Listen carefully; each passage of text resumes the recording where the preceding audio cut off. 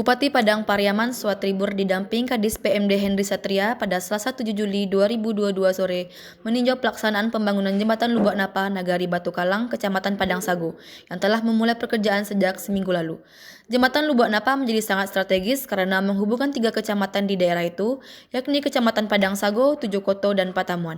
Sehingga jembatan itu merupakan akses penting warga baik untuk ekonomi, sosial, dan agama maupun pendidikan.